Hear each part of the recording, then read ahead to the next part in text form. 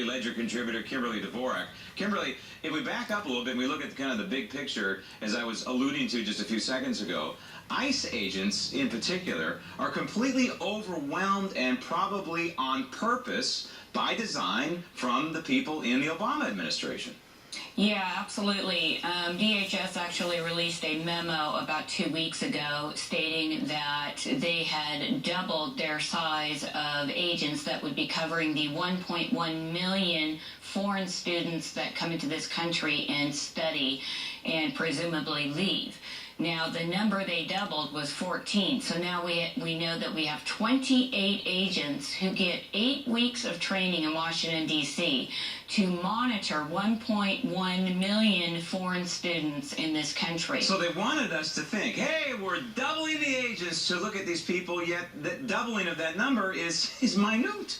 Yeah, I mean, and like you said, it most likely is by design, and you know, you're putting people in a position where 8 weeks of training, you know, I'm not certain how far that goes into, you know, training on, you know, what to look for possible terrorists and, you know, convicted felons around the world and things of this nature, but I'm presuming 8 weeks doesn't cover all of that, and I think it just shows you that the Department of Homeland Security, again, is just kind of, you know, putting things out there for the American people to say, look, we're protecting you, when in essence they really aren't. It's all smoke and mirrors. Yeah. Now, the 9/11 Commission, which came up with a whole host of recommendations that seemed to be ignored largely, but among them was the use of biometrics. Trusted Traveler program uses biometrics. There's biometrics in the private sector all over the place. Why aren't we using biometrics to track people who are in this country who are foreigners, whether they're legal or illegal? Well, yeah, that's another good question, because most countries around the world actually do use it. The United States does not. One of the examples that you ask, you know, if you ask DHS why they don't use it, one of their reasonings or their methodologies is it would slow outbound traffic. Meaning you go to the airport, you know, when you're leaving the country, you usually just drive, you know, walk on through, you go on, and if we had to check everybody, presumably that would slow down the traffic and create more congestion. However, you know, they use this technology in the Trusted Traveler program, which requires just a fingerprint or your thumbprint, and it's no ink, so it's no mess. And you just go through, and you know, one of the authors in the 9/11 Commission report, Janice Kephart, she was, you know, pointed out that when you check people coming in and leaving against a fingerprint, it virtually erases fraud. Right. In the system. So you're going to catch people, and if we know they came into Cincinnati, for example, and they don't leave, the agents out there, if they're looking for terrorists, which we all know this is what they're looking for, they'll have a better idea where to look for them, because we know they won't leave, and we know that 40% of the illegal immigrants in this country are visa overstayers, so they came in legally and they're not exiting, which makes the 28 agents even more a slap in the face. It's absurd. And you know, one of the things, of course, we learned from 9/11 itself was the visa overstays. You know, these people that came in, these terrorists that came in using the student visas, among others, they overstayed their visa and they enacted this catastrophic event.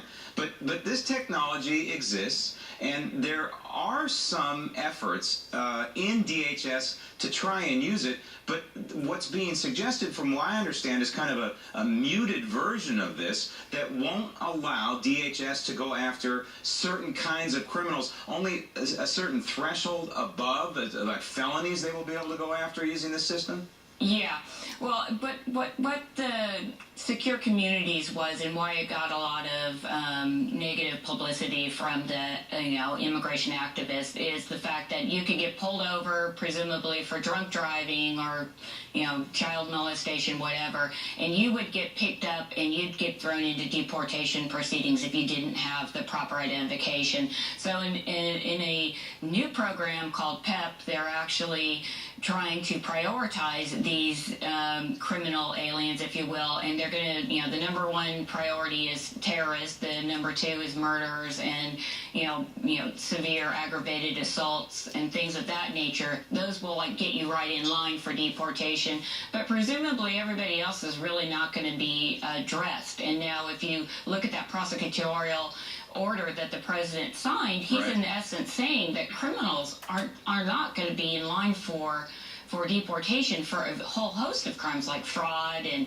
perjury and DUI. And They put DUI. Americans through DUI hell, right? Yes. You get a DUI in the state of California or New York, you're put through a living hell. And under this system, you have a DUI conviction, they'll let you go if you're an illegal, I assume. Yeah, and this is where I think that, and when you deal with the IRS, the same type of issues. Do you think you or I would go through the IRS and if we didn't, pay the taxes or we transposed a number, they just let us off the hook because we said we're sorry? Yep. And that's in essence what they're doing here. And it's going to, as these certain crimes start, surfacing, American people will slowly start getting the picture that they're actually going to be giving these people a little more priority than citizens themselves.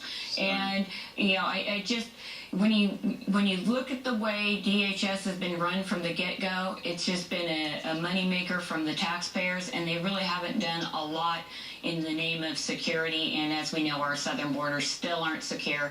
And to offer up 5, 6, 7, how many millions of people they're going to allow a free pass here until the president leaves office is yet to be determined. And what those people have been up to the last 5, 10, 15 years is also going to be very hard to find. And there's no way that we can do background checks on people that virtually don't exist in this country. This administration is upending our immigration and illegal immigration system, if you want to call it that. And whoever is in the White House next, if they're a conservative or Republican, has a lot of work It's a on mess. their hands to clean up. All right, Kimberly, thanks. Coming up next.